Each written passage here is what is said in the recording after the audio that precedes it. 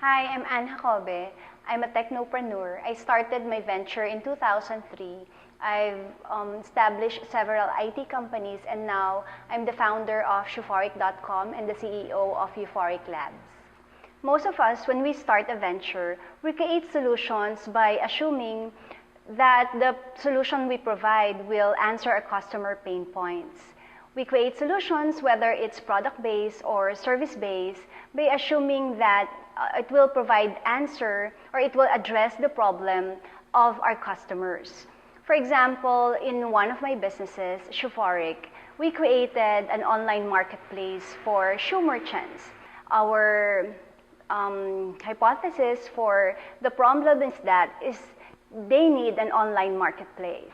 This hypothesis or guesses should be tested before we even start anything.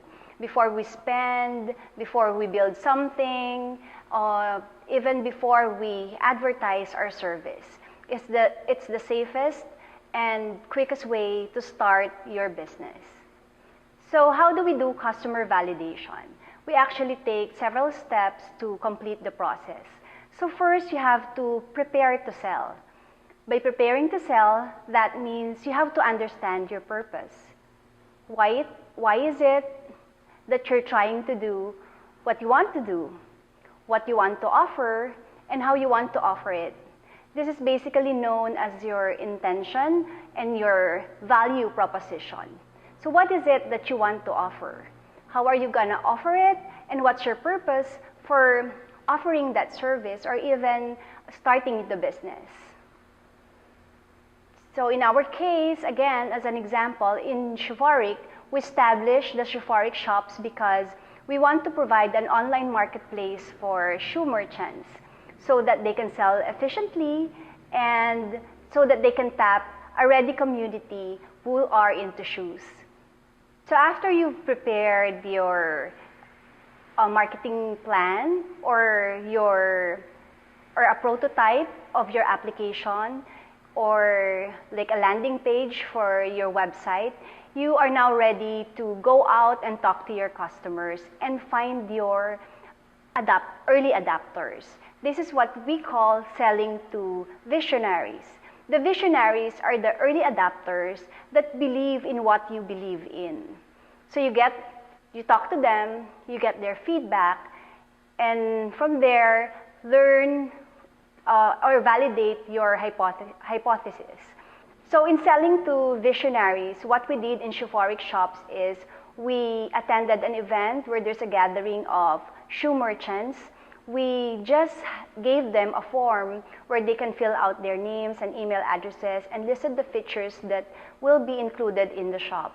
So we were able to get sign-ups, and from there, moved on to the next process of validation. So once you've gathered your initial feedback from customers, now you are ready to determine your positioning. By positioning, we mean that you evaluate if you have the right target customers, if your value proposition is correct. So in our case, by making them fill out the forms, by making the merchants fill out the forms, we were able to determine our positioning, which is to provide shoe merchants with high benefit, low risk, online selling platform with a ready community to tap. The last step is verifying the validation process. Customers' insights are really the best way to validate if you have the right product market fit. The product market fit isn't happening when customers aren't quite getting the value of your product. Word of mouth isn't spreading, usage isn't growing that fast. You're being ignored by the press. The sales cycle takes too long, and a lot of deals never really close. So what do? You can either pivot or persevere, or you can add features or remove some of them. You can charge money, or you can just give it away for free. Once you've made changes or iterations to your initial business model, you can do another round of customer validation. So repeat, prepare to sell, sell to visionaries, determine your positioning, and validate and verify the validation process. You know that you have the right product market fit when you get high engagement, viral coefficient, and long-term retention.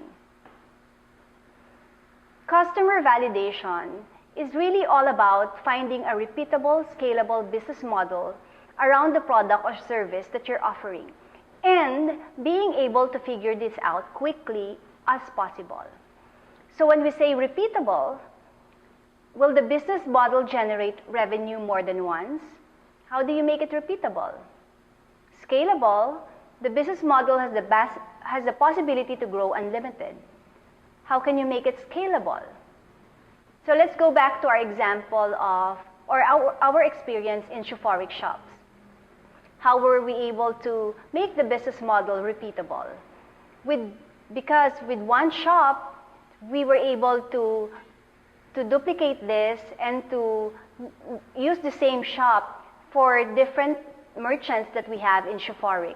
Scalable because we can not only tap the local shoe merchants, but we can actually take it on a global scale. Over the years, since 2003, when I first established my first IT business, I've learned a lot of things, especially about customer validation. So it is really important to be able to determine your purpose. Why is it that you want to do what you want to do? What's your purpose? What's your intention? What is it that you're offering? And how you want to deliver this service that you're offering.